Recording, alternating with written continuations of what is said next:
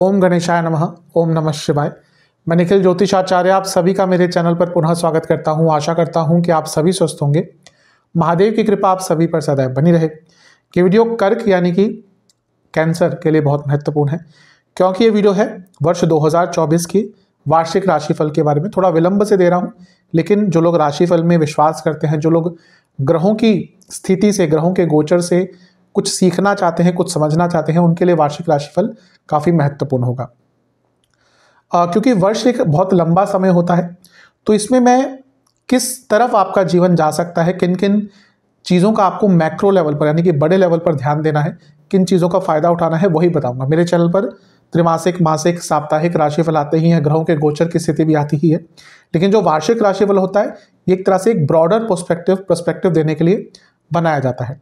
और चीज़ों को ऑर्गेनाइज करने के लिए मैंने अपने वार्षिक राशिफल को कुछ हिस्सों में बांट लिया है, जैसे कि पहला सेहत, दूसरा धन, तीसरा कुछ स्पेशल प्रेडिक्शंस मेरी तरफ से, चौथा करियर, पांचवा बिजनेस, छठा अपॉर्चुनिटीज़, सातवां कुछ वार्निंग्स, कुछ सावधानियां, आठवां लव लाइफ, नवा मैरिड लाइफ, और जो 10वां भाग होगा वो स्टूडेंट्स का होगा।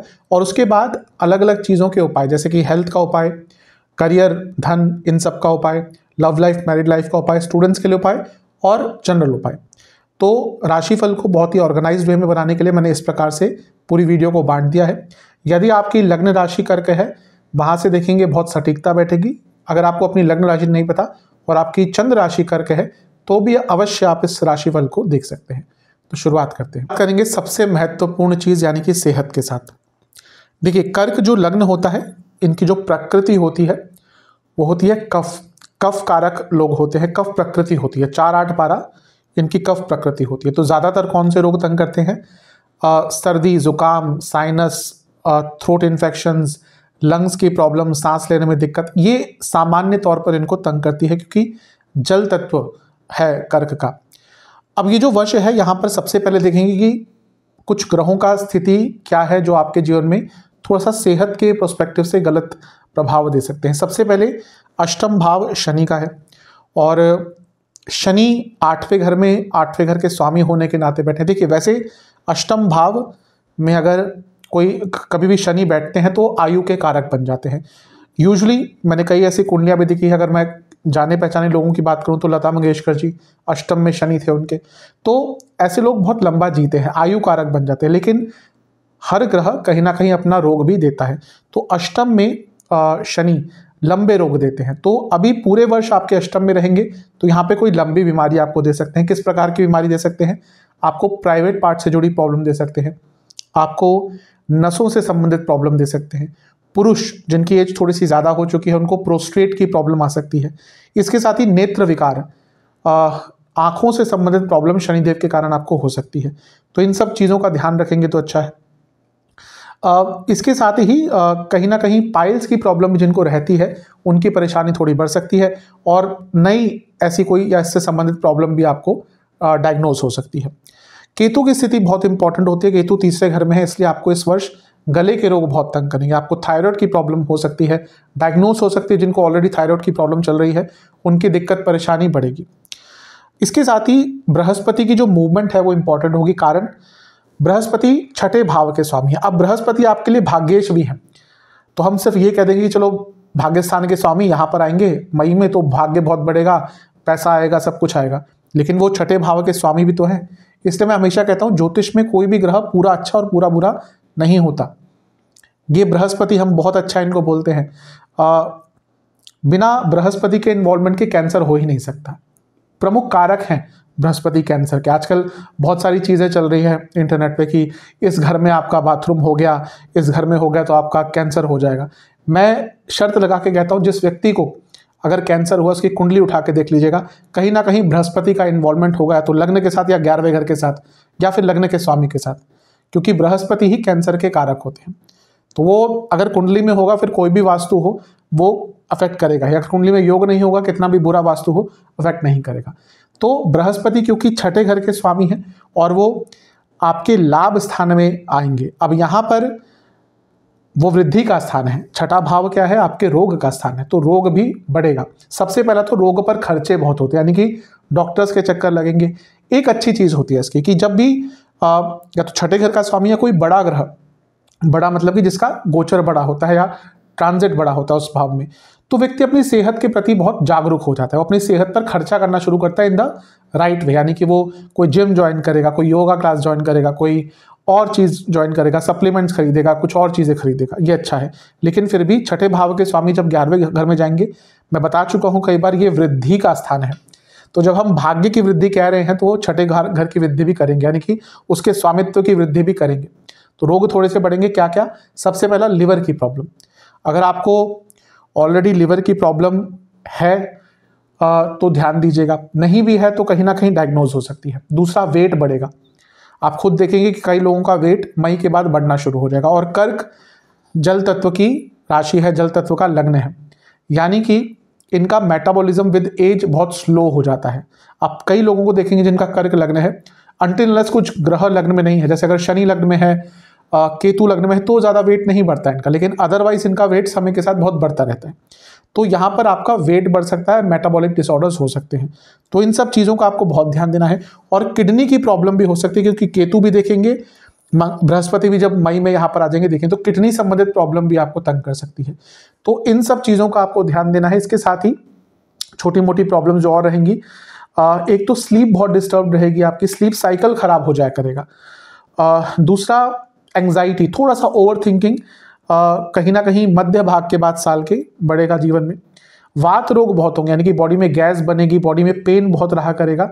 वात रोग कहीं ना कहीं जीवन की कई बीमारियों को आमंत्रण करता है। जिनकी वात प्रकृति होती है, अधिकतम उनको कई प्रकार के रोग रहते हैं। और जैसे जैसे उनकी एज बढ़ती है, ओल्ड एज में वात बढ़ता है बॉडी में, तो वहां पर भी जाकर आपको प्रॉब्लम हो सकती है। तो ये वात रोग का साल है आपके लिए। तो कई प्रकार की, जैसे बॉडी में गैस बनना, हड्डियों में दर्द होना, जोड़ों में दर्द होना, ये प्रॉब्लम बहुत तंग करेगी। तो ओवरऑल इन सब चीज़ों पर जितना ध्यान देंगे अच्छा रहेगा। एक वर्ड ऑफ एडवाइस, जितना अपने आप को स्ट्रेस फ्री रख सकते हैं, वैसे कहना बहुत आसान होता है, लेकिन हर व्यक्ति के जीवन में कहीं ना कोई स्ट्रेस है। वो किस तरह से हम मैनेज करते हैं, वो सबसे इंपॉर्टेंट चीज़ होती है। तो जितना इस वर्ष आप अपने स्ट्रेस मैनेजमेंट पर ध्यान देंगे, उतना आपकी सेहत कहीं ना कहीं कंट्रोल में रहेगी। जहाँ पर आप स्ट्रेस के साथ बह गए, वहाँ पर सेहत भी कहीं ना कहीं आपको तंग करेगी। तो इन सब चीज़ों पर ध्यान दीजिएगा। सेहत के लिए बहुत इंपॉर्टेंट उपाय अंत में बताऊंगा। अब बात करते हैं धन के राशिफल की। सबसे नहीं, लेकिन एक बहुत महत्वपूर्ण चीज़ की, नगद नारायण। अगर पैसा नहीं है आपके पास तो यकीन मानिए कुछ भी नहीं है। फिलॉसफिकल बातों में बहुत अच्छा लगता है कि पैसा सब कुछ नहीं होता, लेकिन वास्तविक जीवन में बिना धन के कुछ भी नहीं होता। जब धन नहीं होता तब व्यक्ति को पता चलता है कि धन क्या होता है। तो धन बहुत महत्वपूर्ण है, और जब भी धन कमाने की आपको अपॉर्चुनिटी मिले, कभी पीछे मत हटिएगा। कुछ भी गलत नहीं होता धन कमाने में, और ये वर्ष कहीं ना कहीं आपके लिए धन कमाने के लिए बहुत अच्छा है। सबसे पहले तो शनि 8वें घर में आपके बैठे रहेंगे, यानी कि हिडन इनकम, ऐसे इनकम के सोर्सेस आपके खुल सकते हैं जो शायद आपको भी नहीं पता हो, नए अपॉर्चुनिटीज़। और इसके साथ ही कुछ लोग जो हिडन सोर्सेज से पैसा कमाते हैं, उनके लिए भी वर्ष बहुत अच्छा है। राहु का 9वें भाव में बैठना कहीं ना कहीं भाग्य स्थान को बढ़ाता है, और जब की वृद्धि करता है, भाग्य की वृद्धि करता है। और जब राहु भाग्य स्थान की वृद्धि कर रहा है, कि भाग्य बढ़ेगा, और जब भाग्य बढ़ता है तो हर प्रकार की संपन्नता, हर प्रकार का वैभव आपको प्राप्त होता है। तो ये वर्ष राहु के कारण भी आपके लिए बहुत अच्छा रहेगा। अब राहु विदेश के कारक है, जो लोग विदेश से संबंधित कार्य करते हैं उनके लिए और अच्छा है। जो ऑलरेडी कर्क वाले जातक विदेश में सेटल्ड है, उनके लिए और अच्छा है। इसके साथ ही हम राहु और केतु की बात करते हैं तो ब्रॉड टर्म में हम टेक्नोलॉजी और इंटरनेट की बात करते हैं। इंटरनेट स्पेशली राहु के अंडर आता है, और जब हम टेक्नोलॉजी में थोड़ा डीप तक जाते हैं तो केतु के अंडर आता है। तो अगर आप इंटरनेट संबंधित कुछ कार्य करते हैं, सोशल मीडिया से जुड़ा कुछ कार्य करते हैं, कुछ करना चाहते हैं, तो भी आपको इस वर्ष बहुत लाभ होगा। सबसे महत्वपूर्ण बदलाव जो इस वर्ष धन के मामले में आएगा, वो आएगा बृहस्पति के राशि परिवर्तन के कारण। क्या कारण है कि बृहस्पति 1 मई को आपके लाभ स्थान में बैठ जाएंगे। देखिए, जब हम सामान्य राशिफल बनाते हैं तो हमारे पास बहुत लिमिटेड चीज़ें होती है बताने की। तो हम इसमें क्या देखेंगे, अगर लॉन्ग टर्म में देख रहे हैं, सबसे पहले दूसरा भाव, 11वां भाव, इनके स्वामी, या फिर बाकी 2-3 चीज़ें। कुंडली जब देखते हैं तो बहुत चीज़ें होती है उसमें। लग्न कुंडली होती है, नवांश, दशांश, रुद्रांश जिसको हम D11 कहते हैं, श्री लग्न, इंदु लग्न, कई चीज़ें होती हैं। तो यहाँ पर सबसे अच्छी चीज़ है कि आपके लिए बृहस्पति, जो स्वयं एक तो भाग्य के कारक हैं, धन के कारक हैं, वृद्धि के कारक हैं, तो जब वो 11वें घर में आएंगे जो इनकम का भाव है, तो आपका पैसा कई गुना बढ़ सकता है। मैं हमेशा बताता हूं कि बृहस्पति का गोचर जीवन बदलता है। क्यों? क्योंकि एक तो वो 12 साल बाद किसी एक भाव में आते हैं, दूसरा उनको जीव कारक कहते हैं। जीव कारक इसलिए कहते हैं क्योंकि कहीं ना कहीं वो वर्ष जो होता है जहां पर बृहस्पति बैठते हैं, वो वर्ष उसी भाव के इर्द गिर्द कहीं ना कहीं घूमना शुरू कर देता है। तो जब 11वें भाव में आपके बृहस्पति आ रहे हैं, यानी कि आपकी इनकम कई गुना बढ़ सकती है। ये वर्ष, ये जो स्थान है आपके बड़े भाई बहनों का है, यानी कि आपके बड़े भाई बहनों को भी इस वर्ष बहुत प्रकार का लाभ हो सकता है। यहां से बैठकर बृहस्पति सप्तम भाव को देखेंगे, अपना बिजनेस स्टार्ट करने के लिए बहुत अच्छा समय है। पुनः 11वें भाव में है, भाई बहनों के भाव में है। अपने भाई बहनों के साथ मिलकर अगर कोई बिजनेस स्टार्ट करना चाहते हैं, कुछ काम स्टार्ट करना चाहते हैं, अति उत्तम वर्ष है। तो पैसा कमाने के लिए तो ये साल अच्छा दिख ही रहा है। और एक और चीज है कि केतु भी मिलकर सप्तम भाव को देखेंगे। अब अगर आप बहुत लंबे अरसे से कोई बिजनेस करना चाह रहे थे लेकिन कर ही नहीं पा रहे थे, बहुत मेरे पास कंसल्टेशन रोज आती हैं, तो बहुत लोगों के मन में होता है, हर व्यक्ति कहीं ना कहीं दूसरा व्यक्ति पूछता है कि क्या मैं बिजनेस करूं ना करूं, तो मैं कई चीजें देख के बोलता हूं आप कर सकते हैं, नहीं कर सकते, लेकिन बहुत लोगों के मन में होता है। लेकिन असल बात यह है कि बिजनेस करना हर व्यक्ति के लिए आसान नहीं है, क्योंकि आप जॉब कर रहे हैं, आपको पता है कि हाँ इस दिन आपकी इनकम क्रेडिट हो जाएगी। बिजनेस करते हैं कभी कभी 3 महीने पैसा आता ही नहीं है, तो वो एक अनसर्टेनिटी रहती है, बिजनेस में एक रिस्क रहता है। लेकिन ये वो वर्ष है कि अगर आप बहुत लंबे अरसे से, हाँ एक बात को समझिएगा, अगर आप बहुत लंबे अरसे से बिजनेस करना चाहते हैं, लेकिन वही व्यक्ति के लिए अच्छा होगा जिसके पास कोई नॉलेज है, कोई स्किल है, कोई टेक्निक है। क्यों? क्योंकि ये टेक्निक और स्किल्स के कारक है, और ये तीसरा भाव भी स्किल्स का है, और ये यहाँ से देखेंगे, और ये ज्ञान के कारक हैं सूक्ष्म लेवल पर, और ये ज्ञान के कारक है बृहत लेवल पर। यानी कि अगर आपके पास कोई ज्ञान है, अगर आपके पास कोई स्किल है, अगर आपके पास कोई नॉलेज है, कोई टैलेंट है, तो इस वर्ष आपको अपना काम करने से कोई नहीं रोक सकता। लेकिन अगर आप ऐसे व्यक्ति हैं जिनको पता नहीं कि क्या करना है, बस बिजनेस करना है, तो फिर थोड़ा मुश्किल रहेगा। लेकिन अगर आपके पास ज्ञान है तो बिजनेस कर कर अपने धन को बढ़ा सकते हैं। जो ऑलरेडी बिजनेस कर रहे हैं उनके लिए भी वर्ष कहीं ना कहीं बहुत अच्छा रहेगा। तो ये साल धन के हिसाब से तो आपका मुझे बहुत अच्छा लग रहा है। जितना प्रयास कर सकते हैं उतना कीजिएगा। मैं बता भी चुका हूँ कई बार, थोड़े से लेड बैक होते हैं, इनको एक पुश चाहिए होता है कि भाई ये करो, कोई करो। अगर इनके जीवन में कोई ऐसा व्यक्ति नहीं होता जो इनको पुश कर पाए, तो ये उसी जगह पर बहुत खुश रहते हैं। कई बार मैंने किसी वीडियो में बताया भी था कि ऐसे लोग जो एक जगह पर बहुत लंबे समय तक कार्यरत रहते हैं, कार्य करते हैं, वो अधिकतम उसमें से कर्क वाले मिलेंगे। और उसके बाद कई ऐसे कर्क लग्न वाले जातकों का मेरे पास कंसल्टेशन आया, क्योंकि खुद ही बताया कि हाँ मैं 10 साल से काम कर रहा हूँ, 12 साल से एक जगह काम कर रहा हूँ। तो क्योंकि ये थोड़े लेट बैक होते हैं, बहुत कंफर्टेबल हो जाते हैं एक जगह पर। लेकिन ये वर्ष कंफर्टेबल होने का नहीं है, ये वर्ष कुछ अलग करने का है। ये वर्ष अपने कंफर्ट जोन से निकलकर धन अर्जित करने का है, क्योंकि स्वयं भाग्य के कारक आपके वृद्धि के स्थान में है, तो आपको आगे बढ़ने से कौन रोक सकता है। तो वर्ष बहुत अच्छा दिख रहा है आपके लिए धन के संदर्भ में। अब कुछ विशेष भविष्यवाणियां मेरी तरफ से। ये वर्ष कहीं ना कहीं आपके लिए बहुत सकारात्मक दिख रहा है। सबसे पहला तो ऐसा लग रहा है कि घर में पर्सनल लाइफ में अगर कुछ प्रॉब्लम्स चल रही हैं, तो धीरे धीरे करके उन प्रॉब्लम से निकल पाएंगे, उनका हल आपको मिल पाएगा। अब ये अलग चीज़ है कि हाँ पर्सनल लाइफ में प्रॉब्लम्स आती जाती रहती है, कोई भी ऐसा व्यक्ति नहीं जिसकी पर्सनल लाइफ में कोई प्रॉब्लम ना हो। कुछ ना कुछ किसी ना किसी स्तर पर या किसी ना किसी के साथ तो दिक्कत परेशानी चलती रहती है। लेकिन ये वर्ष है कि अगर आपके घर में बहुत पर्सनल लाइफ में प्रॉब्लम चल रही थी तो उनका निवारण हो सकता है। आपकी क्रिएटिविटी एक अलग ही स्तर पर रहेगी, तो अपनी क्रिएटिविटी का उपयोग कीजिएगा। एक वर्ड ऑफ कॉशन है कि ज़्यादा गॉसिप्स का हिस्सा मत बनिएगा, क्योंकि ये ऐसा वर्ष है कि आप इन सब चीज़ों में कहीं ना कहीं, स्पेशली जो लोग काम करते हैं, जॉब करते हैं, इन सब चीज़ों में अपना ही नुकसान कर बैठेंगे। फैमिली की तरफ से भी आपको इस वर्ष में कुछ लाभ प्राप्त होता हुआ दिख रहा है। इसके साथ ही एक बैलेंस अपने जीवन में लाने का प्रयास करेंगे तो भी ये वर्ष बहुत अच्छा है। ये सप्तम भाव कहीं ना कहीं आपके जीवन में बैलेंस लाता है। तभी यहाँ पर काल पुरुष की कुंडली में 7वीं राशि यानी कि तुला राशि आती है, और इसलिए 7वीं राशि में ही यानी कि तुला राशि में ही शनि भी उच्च के हो जाते हैं, क्योंकि वो एक बैलेंस देते हैं जीवन में। तो यहाँ पर क्योंकि बृहस्पति की दृष्टि रहेगी, तो ये जो साल है बृहस्पति की दृष्टि रहेगी मई के बाद से, तो ये जो वर्ष है ये आपके जीवन में बैलेंस लाने का है। बहुत प्लानिंग जो आप कर रहे थे वो इस वर्ष पूर्ण हो पाएगी। कहीं ना कहीं अपने मानसिक सेहत पर बहुत ध्यान दीजिएगा, क्योंकि वो वैसे भी थोड़े से इमोशनल लोग होते ही हैं ये। और ये वर्ष है कि कई ऐसी चीज़ें होंगी जो बहुत जल्दी जल्दी होंगी, तो उसके कारण कभी कभी आप अपने भावनाओं पर कंट्रोल नहीं कर पाएंगे। अपॉर्चुनिटीज़ का वर्ष है, इस वर्ष इतनी अपॉर्चुनिटीज़ आपके कारण आपके पास आएंगी मई से बृहस्पति के कारण कि शायद आपको भी पता नहीं होगा या आप भी एंटिसिपेट नहीं कर रहे थे। तो उन अपॉर्चुनिटीज़ का आपको लाभ उठाना है, फिजिकल हेल्थ का ध्यान देना है, रेस्ट करना है, अपने आप को हील करना है। अगर कभी भी लगता है कि मेंटल या फिजिकल हेल्थ खराब है तो पहले हील करना है, फिर आगे बढ़ना है। अपने बारे में जानने का मौका मिलेगा, अपनों के बारे में जानने का मौका मिलेगा। बहुत लंबे वर्षों से अटके हुए आपके कार्य पूर्ण होते हुए दिख रहे हैं, और इसके साथ ही कहीं ना कहीं अपनी स्किल्स को भी इंप्रूव करने का मौका आपके लिए दिख रहा है। ये ऐसा वर्ष है जब छोटी छोटी खुशियों से, छोटी छोटी चीज़ों से आपको आनंद प्राप्त होगा, यानी कि सिंप्लिसिटी इज द की। ये कहीं ना कहीं इस वर्ष आपके लिए एक बहुत इंपॉर्टेंट लाइन होने वाली है। तो ओवरऑल ये वर्ष अच्छा दिख रहा है, इस वर्ष का लाभ उठाइए। ते हैं करियर की तरफ, यानी कि जो लोग जॉब करते हैं उनकी बात कर लेते हैं।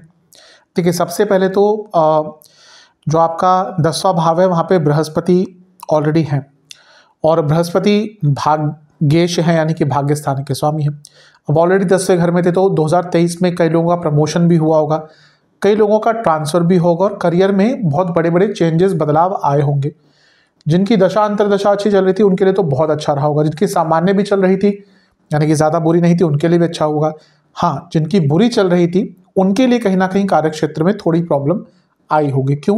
क्योंकि बृहस्पति 6ठे घर के स्वामी भी है और 10वें से 12वें स्थान के स्वामी, यानी कि स्ट्रगल, बॉसेस के कारण प्रॉब्लम, और कलीग्स के कारण प्रॉब्लम, और अपनी गलतियां। तो जिनकी दशा अंतरदशा खराब चल रही थी उनके लिए प्रॉब्लम्स आई होंगी। अब क्या है कि बृहस्पति आपके इस वर्ष मई में 30 अप्रैल को या 1 मई से ही मान लीजिए आपके 11वें स्थान में आ जाएंगे। तो 11वें भाव में बृहस्पति का कहीं ना कहीं आना सब साफ बता रहा है कि आपके कार्य क्षेत्र में वृद्धि हो सकती है। कारण किसी भी भाव से दूसरा भाव उसका वृद्धि का होता है। तो जब भी बृहस्पति किसी भाव में जाते हैं तो वृद्धि करते हैं। तो 10वें भाव से वृद्धि के स्थान में वृद्धि के कारक आ गए, यानी कि कार्य क्षेत्र में आगे बढ़ेंगे। अर्थ क्या हुआ कि एक तो पैसा बढ़ेगा, दूसरा नया काम करने का अवसर मिलेगा, नई अपॉर्चुनिटीज मिलेंगी, नई रिस्पॉन्सिबिलिटीज मिलेंगी। और सबसे महत्वपूर्ण चीज है कि बृहस्पति यहाँ से आपके 7वें भाव को देखेंगे, जो 10वें भाव से 10वां भाव है, यानी कि आपके रिकॉग्निशन का भाव, आपकी पद प्राप्ति का भाव, आपकी गुडविल का भाव। तो इस वर्ष कहीं ना कहीं मई के आसपास प्रमोशन के आपके बहुत स्ट्रॉन्ग चांसेस बन रहे हैं। तो एक बहुत अच्छी चीज़ करियर के हिसाब से तो आपके जीवन में आ रही है। ध्यान किसका देना है कि शनि देव भी पूरे वर्ष आपके 10वें भाव को देखेंगे। अब देखिए, शनि देव का क्या है ना कि वो 2.5 साल एक राशि में रहते हैं, तो जो नेगेटिव प्रभाव ज़्यादा उनको देने होते हैं ना, पहले वर्ष में दे देते हैं। अब क्योंकि ये 10वां भाव उनकी नीच की राशि का है, तो हाँ, थोड़ा सा अनकंफर्टेबल तो रखेंगे। लेकिन इस वर्ष ये शनि देव की जो दृष्टि है 10वें भाव पर, इसके कारण आपको बहुत कुछ नया करने का भी अपने कार्य क्षेत्र में मिलेगा। तो जो व्यक्ति उस नए काम को एक अपॉर्चुनिटी समझकर आगे बढ़ेगा उसके लिए तो बहुत अच्छा है। लेकिन जो व्यक्ति ये समझकर बैठा रहेगा कि मेरे को क्यों इतनी चीज़ें कराई जा रही हैं, मेरे साथ क्यों इतने बदलाव लाए जा रहे हैं, वो कहीं ना कहीं वहीं पर रहेगा। तो देखिए, ग्रह आपको एक डायरेक्शन में लेके जा सकता है और एक ज्योतिष आपको गाइडेंस दे सकता है, बाकी तो आपके हाथ में है। तो ये वर्ष किस प्रकार से आपको यूटिलाइज करना है ये आपके ऊपर है, लेकिन मेरे हिसाब से तो ये वर्ष आपका बहुत अच्छा है करियर के हिसाब से।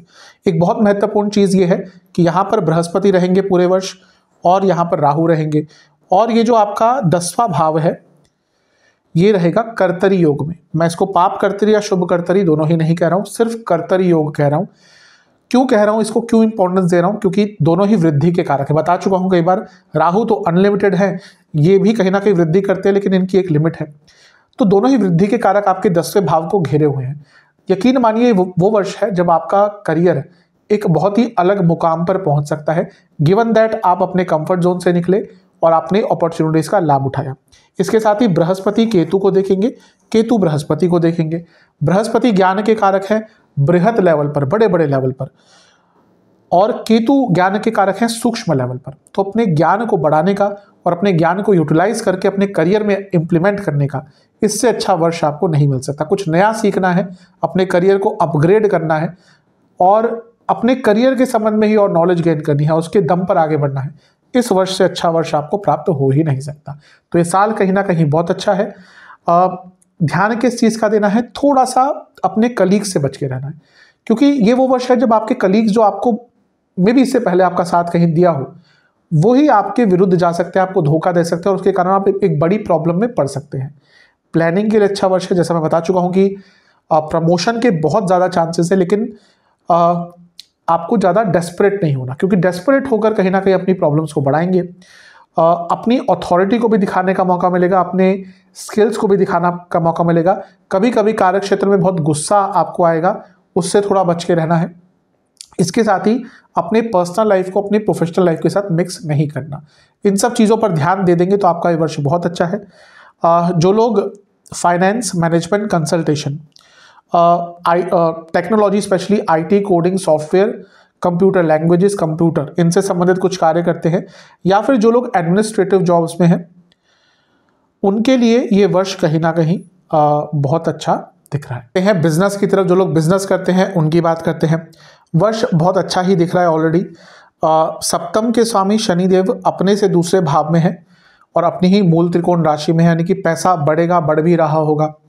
और कहीं ना कहीं ये वर्ष भी अच्छा है। केतु सप्तम को देख रहे हैं, थोड़े से विघ्न आ रहे होंगे, नवंबर के बाद से थोड़े काम अटक रहे होंगे, लेकिन धीरे धीरे करके वो चीज़ें भी ठीक होंगी। और जैसा मैं बता चुका हूँ, केतु की बहुत बृहद वीडियो मैंने बनाई थी कि अगर आप अपने बिजनेस में टेक्नोलॉजी का उपयोग करेंगे, नवीनतम चीज़ों का उपयोग करेंगे, नवीनतम टेक्नोलॉजी, सॉफ्टवेयर्स, इन सब का उपयोग करेंगे, तो ये वर्ष कहीं ना कहीं आपके बिजनेस को आगे जाने का मौका मिलेगा। अब देखिए, सबसे अच्छी चीज़ ये होगी कि आपके बृहस्पति इस वर्ष जब राशि परिवर्तन करेंगे तो वो आपके 11वें घर में आ जाएंगे और सप्तम भाव को अपनी नवी दृष्टि से देखेंगे। तो सप्तम भाव पर 11वें घर में बैठे भाग्य के कारक, वृद्धि के कारक, वृद्धि स्थान में बैठे वृद्धि के कारक बृहस्पति, जो आपके भाग्येश भी हैं, उनकी दृष्टि रहेगी। यानी कि बिजनेस में तो मई के बाद उछाल आएगा, बहुत अच्छा समय रहेगा, धन प्राप्ति होगी। लेकिन पुनः कहूँगा, बृहस्पति आपके 6ठे घर के भी स्वामी है, जो 7वें भाव से 12वां स्थान है। तो बुरा क्या होगा, बिजनेस में खर्चे अचानक से बढ़ेंगे।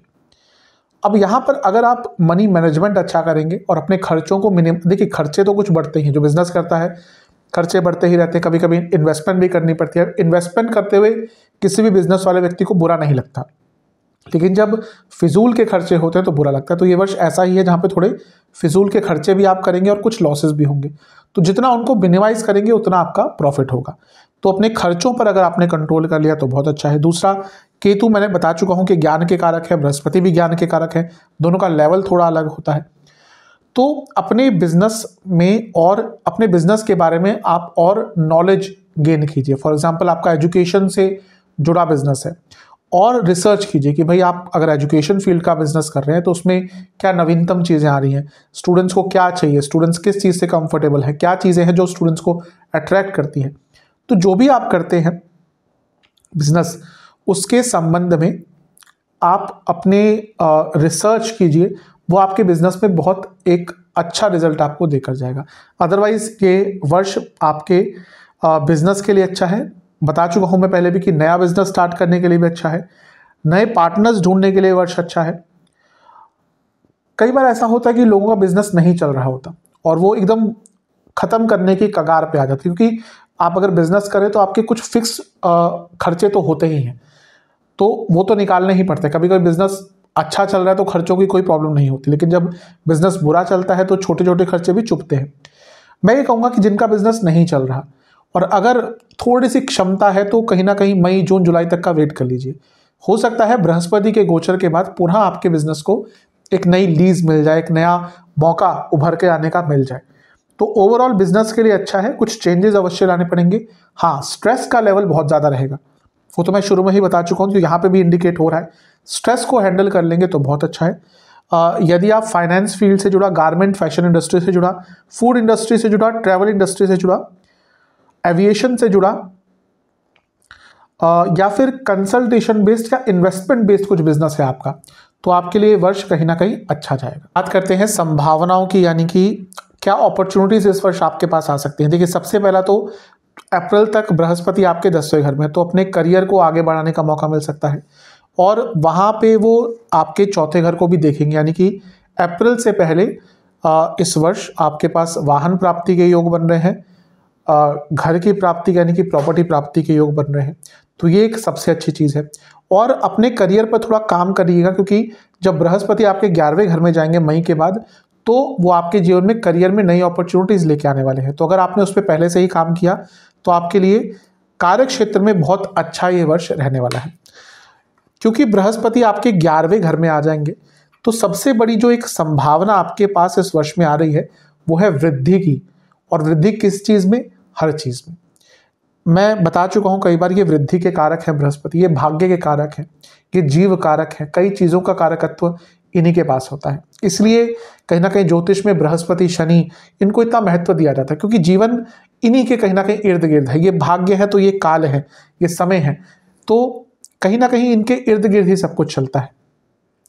तो बृहस्पति का 11वें घर में होना यानी कि आपके पूरे जीवन में वृद्धि होगी, आपका पैसा बढ़ेगा, आपका लाइफस्टाइल बेटर होगा, नए इनकम की अपॉर्चुनिटीज आएंगी, सेहत पर कार्य करने का अवसर मिलेगा। तो सबसे इंपॉर्टेंट चीज़ है कि वृद्धि का साल है। आप कितने कर्म करते हैं, क्योंकि कर्म के कारक भी आपके 10वें घर कर्म स्थान को देख रहे हैं। अब कर्म की बात करियर से भी संबंधित होती है, और आप कितने कर्मठ हैं, आप कितने एक्टिव हैं, उसको भी देखा जाता है। तो आप जितने एक्टिव रहेंगे ये वर्ष आपको उसका 2 गुना, 3 गुना, 4 गुना, 10 गुना फल दे सकता है। तो ये वर्ष बहुत अच्छा है। सबसे इंपॉर्टेंट चीज़ मैंने कहा वृद्धि का वर्ष है। आपके राहु 9वें भाव में है, ये कहीं ना कहीं व्यक्ति को एक नई दिशा दिखाते हैं। राहु क्या है ना, राहु भ्रम तो है ही, लेकिन राहु अपॉर्चुनिटीज़ भी लाते हैं, लेकिन राहु की अपॉर्चुनिटीज़ थोड़ी सी हटकर होती है। वो व्यक्ति को समझ आने में देर लग जाती है कि हाँ, ये तो मेरे सामने ही अपॉर्चुनिटी पड़ी थी, मैं समझ नहीं पा रहा था। तो अपने थोड़े से चक्षुओं को खोल कर रखिएगा और अपने अंतर मन पर भी ध्यान दीजिएगा कि हाँ, इंट्यूशन, देखिए राहु इंट्यूशन के कारक भी होते हैं, इसलिए जो ज्योतिष कई बार बहुत इंट्यूटिव होते हैं ना, उनका राहु बहुत स्ट्रांग होता है। या फिर जो लोग शेयर मार्केट आदि, मेरे पास कई कुंडलियाँ आती है, शेयर मार्केट, स्पेकुलेटिव मार्केट्स, बहुत कम लोग इससे पैसा कमा पाते हैं, लेकिन कहीं ना कहीं अगर मैं देखता हूँ राहु का प्रभाव अच्छा है तो मैं बताता हूँ कि हाँ व्यक्ति आप काम कर सकते हैं और अपने पैसा कमाया भी होगा। तो राहु बहुत इंपॉर्टेंट होते हैं, तो ये इंट्यूशन के कारक हैं। और 9वें भाव में आपके पास बहुत अलग प्रकार की अपॉर्चुनिटीज, पैसा कमाने की, जीवन को बढ़ाने की लेकर आ सकते हैं। इसके साथ ही शनि क्योंकि अष्टम में बैठे रहेंगे तो एंसेस्ट्रल प्रॉपर्टी से भी आपको इस वर्ष में लाभ प्राप्त हो सकता है। और केतु आपके 30वें घर में रहेंगे, यानी कि अपने स्किल्स को बढ़ाने का, किसी भी एरिया में आप काम करते हैं, करना चाहते हैं, या कुछ भी स्किल्स बढ़ाना चाहते हैं, उसके लिए ये वर्ष आपका बहुत अच्छा है। और इसके साथ ही कहीं ना कहीं बृहस्पति का 7वें पे प्रभाव विवाह के बहुत अच्छे योग आपके लिए बना देता है, और बृहस्पति का 5वें पे प्रभाव संतान प्राप्ति के योग भी बना देता है। तो ये वर्ष इन सब संभावनाओं का आपको लाभ अवश्य उठाना है। बात करते हैं कुछ सावधानियों की। सबसे पहली सावधानी आपको एक ही चीज़ कहूँगा, देखिए वर्ष बहुत अच्छा है, लेकिन मैं बताता हूँ कि क्या कर्क वाले थोड़े लेट बैक होते हैं। अब शनि की दृष्टि 10वें घर पर रहेगी और ये उनकी नीच की राशि है। तो इस वर्ष की सबसे नेगेटिव चीज़ जो आपके लिए सावधानी मैं कहूँगा कि लेज़ी नहीं होना। जहाँ पे आप लेज़ी हो गए, आप देखेंगे आपके सामने से मौका गुजर जाएगा। जहाँ पर लेज़ी हुए वहीं पर आपके जीवन में थोड़ी सी प्रॉब्लम्स बढ़ेंगी। इसके साथ ही राहु का 9वें में होना कई चीज़ों में अच्छा भी है, बुरा क्या है, क्योंकि ये लग्न को भी देखेंगे तो कभी कभी व्यक्ति को भ्रमित कर देते हैं, इल्यूजन क्रिएट करते हैं। और इसके साथ क्या होगा कि बृहस्पति भी यहाँ पर आ जाएंगे, यानी कि थोड़ा सा इच्छाएं भी बढ़ेंगी। तो जब मई में बृहस्पति आपके 11वें स्थान में आएंगे जो कि इच्छाओं का स्थान है, तो यानी कि ये भाव बहुत बली हो गया, अच्छा भी है। लेकिन जब राहु की दृष्टि भी आपके लग्न पर है, दूसरा बृहस्पति राहु के डिस्पोजिटर भी हैं। मैं बता चुका हूँ राहु केतु जिस राशि में बैठते हैं वो उसके जो भाव के स्वामी है उसका भी रिजल्ट कहीं ना कहीं देते हैं, क्योंकि वो वैसे तो राहु केतु का कोई फिजिकल एग्जिस्टेंस नहीं है, लेकिन उनके जो डिस्पोजिटर्स होते हैं, उनके स्वामी होते हैं, उन पर भी उनका भी प्रभाव रहता है। तो इस वर्ष आपको अपनी इच्छाओं पर थोड़ा कंट्रोल करना है, क्योंकि आपकी इच्छाएं आपको बहुत गलत डायरेक्शन में लेके जाएंगी। आपको समझ में नहीं आएगा कि कब आप उन चीज़ों में पड़ गए जिनसे आपको बहुत दूर रहना था, किस संगत में पड़ गए, किसी दोस्त के कारण, किसी रिश्तेदार के कारण, किसी जान पहचान के व्यक्ति के कारण, या अपने आप ही लालच, हाँ जल्दी पैसा कमाना है, एकदम पैसा कमाना है, एकदम कुछ करना है, इन सब चीज़ों के कारण थोड़ा सा प्रॉब्लम में आ सकते हैं। केतु तीसरे घर में है, कहीं ना कहीं अपने भाई बहनों से बातचीत पर ध्यान दीजिएगा, क्योंकि कम्युनिकेशन गैप बहुत आ सकते हैं और उसके कारण संबंध भी खराब हो सकते हैं। तो अपने भाई बहनों के साथ संबंध पर आपको काम करना है। और अष्टम के जो शनि है वो कभी कभी व्यक्ति को मानसिक रूप से बहुत अस्थिर कर देते हैं और कॉन्फिडेंस कम कर देते हैं। जब लग्न से अष्टम में है तो अब जिनकी चंद्र राशि है उनके लिए तो ढैया भी चल रही है, लेकिन जैसा मैंने कहा कि शनि का अष्टम में होना व्यक्ति का कॉन्फिडेंस कभी कभी गिरा देता है। तो आपको इस वर्ष अपने कॉन्फिडेंस पर बहुत काम करना है, क्योंकि जहां कॉन्फिडेंस डगमगाया वहां पर प्रॉब्लम थोड़ी बढ़ेगी। इसके साथ ही बृहस्पति की दृष्टि रहेगी पंचम भाव पर और शनि महाराज की दृष्टि भी रहेगी। ये अच्छा भी है क्योंकि क्रिएटिव बनाएगा, लेकिन जल तत्व का लग्न है, ओवर थिंकर्स होते हैं, थोड़ा ज़्यादा सोचते हैं और प्रॉब्लम है बताते बिल्कुल नहीं है। तो यहाँ पर व्यर्थ की चिंताएं आपको इस वर्ष बहुत तंग करेंगी। तो इन सब चीज़ों पर जितना नियंत्रण रख लेंगे उतना आपके लिए ये वर्ष अच्छा जाएगा। चलते हैं लव एंड रिलेशनशिप की तरफ। देखिए, लव एंड रिलेशनशिप के हिसाब से ये वर्ष कहीं ना कहीं आपका ठीक ठाक है। प्रॉब्लम यह है कि शनि की दृष्टि बनी रहेगी पंचम भाव पर। यह रिलेशनशिप का स्थान सबसे महत्वपूर्ण होता है। अब अष्टम में क्योंकि शनि है और शनि ऑलरेडी इन सब चीज़ों में अच्छा प्रभाव नहीं देते, तो बहुत अनसर्टेनिटी रहेगी, यानी कि रिलेशनशिप में होते हुए भी एक अनसर्टेनिटी रहेगी। क्या ये सही पार्टनर है या नहीं है, क्या फ्यूचर है इस व्यक्ति के साथ या नहीं है, दोनों ही साइड से कंफ्यूजन रहेगी। अनसर्टेनिटी, अनिश्चितता कहीं ना कहीं तंग करेगी। ये बृहस्पति यहाँ पर 30 अप्रैल को आएंगे, उसके बाद क्योंकि उनकी दृष्टि भी पंचम पर रहेगी तो थोड़ी स्थिरता अवश्य देंगे, लेकिन अनिश्चितता, अनसर्टेनिटी हमेशा इस वर्ष रिलेशनशिप में रहेगी। राहु की दृष्टि भी क्योंकि कहीं ना कहीं पंचम भाव पर है, इसीलिए ये भी एक इल्यूजन, एक भ्रम क्रिएट करते हैं। कभी कभी क्या होगा ना कि सब कुछ ठीक भी चल रहा होगा कि हाँ रिलेशनशिप में कोई प्रॉब्लम नहीं है, फिर भी आपको लगेगा कि प्रॉब्लम है, शक बहुत होगा आपकी साइड से, लेकिन ट्रस्ट इश्यूज हो सकते हैं। इसी कारण ये वर्ष थोड़ा मिला जुला सा है। अच्छी चीज क्या है, क्योंकि बृहस्पति यहां पर बैठकर पंचम भाव को भी देख रहे हैं और सप्तम भाव को भी देख रहे हैं। तो वह लोग जो रिलेशनशिप में थे और अपने रिलेशनशिप को वैवाहिक जीवन के प्रति या तरफ लेकर जाना चाहते थे, उनके लिए वर्ष कहीं ना कहीं बहुत अच्छा है। लेकिन एक अनिश्चितता, ट्रस्ट इश्यूज तो रहेंगे, क्योंकि पंचम से 11वें में केतु हैं, यानी कि एक अपूर्णता रिलेशनशिप में रहेगी। जैसा मैंने कहा कि सब कुछ ठीक भी होगा, फिर भी आपको लगेगा कि रिलेशनशिप में कुछ ना कुछ कमी है। तो इन सब चीज़ों पर जितना काम कर लेंगे उतना आपके लिए अच्छा है। कुछ विशेष प्रेडिक्शंस मेरी तरफ से, कहीं ना कहीं सबसे ज़्यादा ध्यान कम्युनिकेशन पे देना है। ये मत समझिएगा कि हाँ आपके पार्टनर समझ जाएंगे। यूजुअली क्या होता है कि हाँ एक आइडियल रिलेशनशिप तो हम उसी को कहेंगे जहाँ पर आपके जो पार्टनर हैं वो अधिकतम चीज़ों को बिना बोले समझ जाएं, लेकिन होता नहीं ऐसा। तो इस वर्ष जितना अपने कम्युनिकेशन पर काम करेंगे उतना आपके लिए अच्छा है। अगर ट्रस्ट इश्यूज आ रहे हैं उसको वहीं पर समाप्त कर देंगे तो भी अच्छा है। इसके साथ ही जितना कम एक्सपेक्टेशन, यूजुअली प्रॉब्लम यही होती है आज के टाइम में रिलेशनशिप में, इतना एक्सपेक्टेशन रख लेते कि पता नहीं क्या होगा, ये होगा वो होगा, और जब एक्सपेक्टेशन पूरे नहीं होते तो जीवन फिर एक अधूरा सा लगता है। तो जितना एक्सपेक्टेशंस कम रखेंगे उतना आपके लिए ये वर्ष रिलेशनशिप के संबंध में, संदर्भ में अच्छा रहेगा। चलते हैं वैवाहिक जीवन की तरफ। वैवाहिक जीवन के लिए वर्ष ठीक ठाक सा है। सबसे पहले तो सप्तम भाव के स्वामी अष्टम में रहेंगे, यानी कि शनि। ऑलरेडी मैं कई बार बता चुका हूं कि थोड़ी सी प्रॉब्लमेटिक होती है कर्क वालों की मैरिड लाइफ, सबकी नहीं लेकिन 80% 85% की बहुत अच्छी मैरिड लाइफ नहीं रह जाती समय के साथ। अब क्योंकि 8वें स्थान में ही है तो एक अनिश्चितता ऑलरेडी चल रही होगी पिछले 1 साल से। थोड़ा सा अच्छी चीज़ यह है कि बृहस्पति जब राशि परिवर्तन करेंगे 30 अप्रैल को तो आपके 11वें भाव में आ जाएंगे, तो वहाँ से वो आपके सप्तम भाव को देखेंगे। और बृहस्पति का प्रभाव क्या होता है कि चीज़ों को ठीक कर देता है, मतलब कि सब कुछ ठीक नहीं करते लेकिन मैनेजेबल चीज़ें हो जाती हैं। थोड़ी सी प्रॉब्लम यह है कि बृहस्पति आपके 6ठे घर के भी स्वामी हैं, ये लड़ाई झगड़े बढ़वाएंगे। जिनकी दशा अंतरदशा बहुत खराब चल रही है और कहीं ना कहीं ऑलरेडी बहुत ज़्यादा प्रॉब्लम चल रही है वैवाहिक जीवन में, मई के बाद कहीं ना कहीं बातें डाइवोर्स तक भी पहुंच सकती है। कारण कि जो भाव है ये लीगल चीज़ों का होता है और बृहस्पति इस भाव के स्वामी के होने के नाते जब यहाँ पर आएंगे तो जब सप्तम भाव को देखेंगे तो डाइवोर्स की तरफ लेकर जा सकते हैं। जैसा मैंने कहा कि अगर बहुत ज़्यादा बड़ी प्रॉब्लम नहीं है उनके लिए तो बृहस्पति चीज़ों को ठीक कर सकते हैं, लेकिन अगर ऑलरेडी आप एक बैड मैरिज में रह रहे हैं जिसमें बहुत लड़ाई झगड़े होते हैं, प्रॉब्लम्स हो रही हैं, तो मई के बाद कहीं ना कहीं डाइवोर्स तक बात पहुंच सकती है। शनि ऑलरेडी क्योंकि सप्तमेश होने के नाते अष्टम में है, तो अनिश्चितता तो चल ही रही थी। कई लोग ऐसे होंगे जिनकी मैरिड लाइफ खराब चल रही थी और वो इस द्वंद्व में होंगे कि क्या डाइवोर्स लूं या ना लूं, लूं या ना लूं, लूं या ना लूं।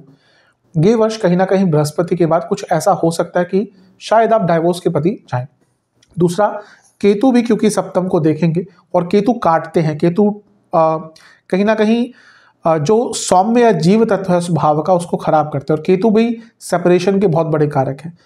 तो ये वर्ष कहीं ना कहीं मैरिड लाइफ के लिए जैसे जैसे आगे बढ़ेगा, स्पेशली जिनकी प्रॉब्लम्स चल रही हैं ऑलरेडी या दशांतर दशा भी बहुत फेवरेबल नहीं है, उनके लिए मैरिड लाइफ में काफ़ी प्रॉब्लम्स आएंगी।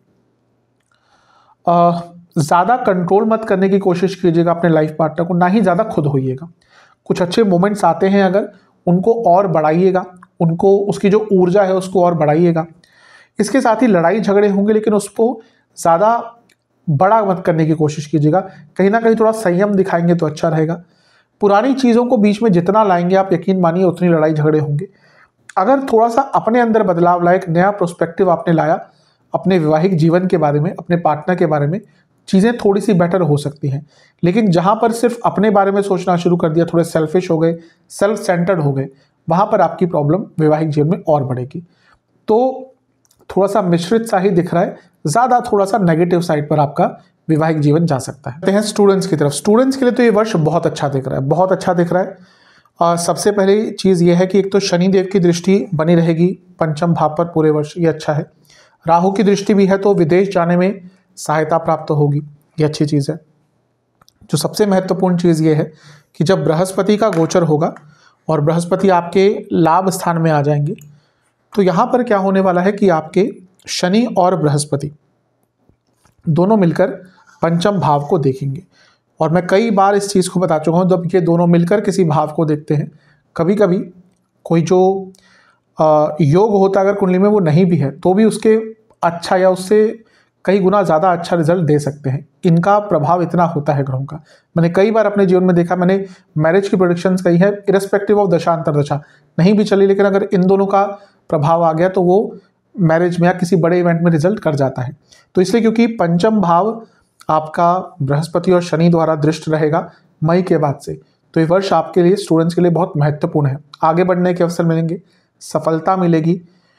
जो स्टूडेंट्स जॉब ढूंढ रहे थे उनके लिए भी वर्ष अच्छा है, क्योंकि लाभ स्थान यानी कि इनकम के भाव में बैठकर बृहस्पति पंचम भाव को देखेंगे।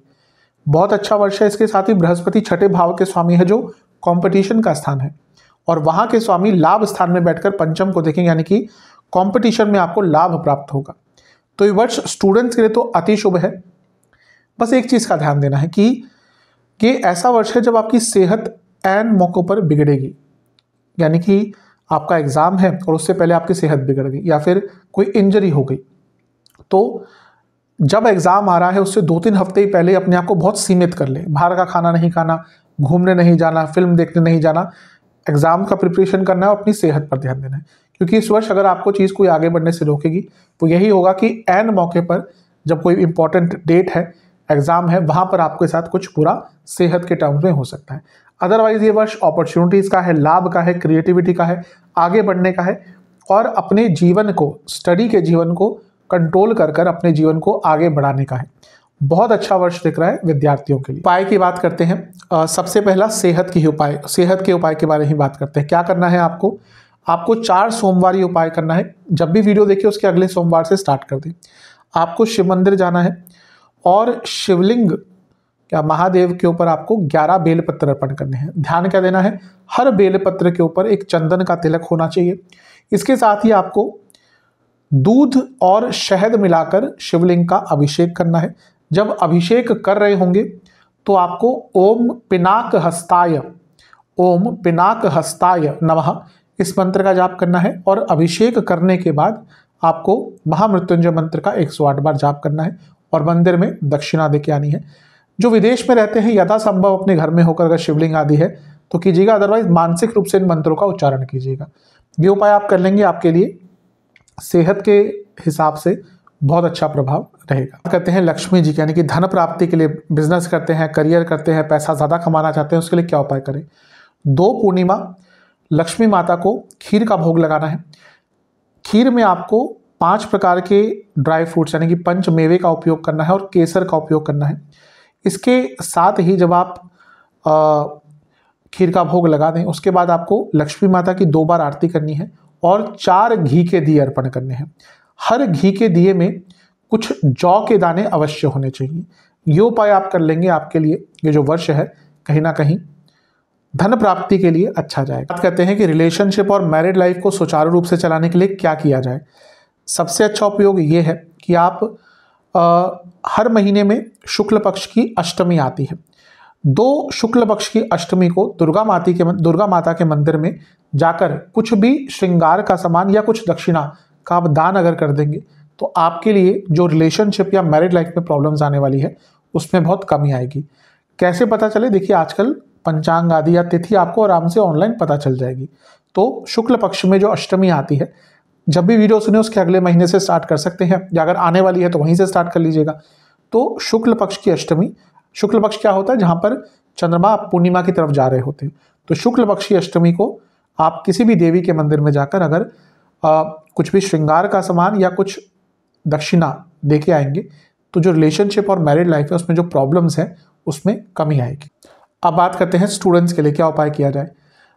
2 बुधवार गणेश जी के किसी भी 108 नाम का आपको उच्चारण करना है। आराम से ऑनलाइन मिल जाते हैं। अगर नहीं पढ़ सकते, अगर संस्कृत अच्छी नहीं है तो केवल श्रवण कीजिएगा, यानी कि सुनिएगा। इसके साथ ही आपको ओम गजाननाय नमः, ओम गजाननाय नमः मंत्र का 108 बार जाप करना है। और गणपति जी को 2 प्रकार के ऋतुफल क्या होते हैं? सीजनल फ्रूट्स, जो सीजन में आ रहे हैं उन ऋतु फलों का भोग लगाना है और मीठे पान का भोग लगाना है। ये उपाय आप कर लेंगे, आपके लिए कहीं ना कहीं ये जो वर्ष है स्टूडेंट्स के लिए अच्छा जाएगा। अब कुछ सामान्य उपाय जो आपको करने हैं इस वर्ष, जितना भी आपसे हो सके, जब भी आपके हो सके, तो दूध, चावल और मसालों का दान जहाँ पर भी आप कर सकते हैं, मतलब कि किसी मंदिर में जहाँ पर भगवान को भोग लगते हैं, लंगर आदि चलते हैं, किसी ऐसे स्थान पर जहाँ पर लंगर आदि चलते हैं, जहाँ पर खाना या उस सामान का सदुपयोग हो जाए, ऐसी जगह पर आपको जब भी बन पड़े, जब भी आपसे हो, समय मिले, क्षमता है, सब कुछ ठीक है, तब आपको दूध, चावल और कुछ भी मसालों का आपको दान करना है। कितना करना है ये आपके ऊपर है। ये उपाय आप कर लेंगे, आपके लिए वर्ष कहीं ना कहीं अच्छा ही जाएगा। आशा करता हूँ कि वार्षिक राशिफल आपके काम आएगा, आपको पसंद आएगा। चैनल पे नए हैं सब्सक्राइब कर लीजिए और वीडियो को लाइक कर लीजिए। अगली वीडियो में मिलूंगा, तब तक के लिए ओम नमः।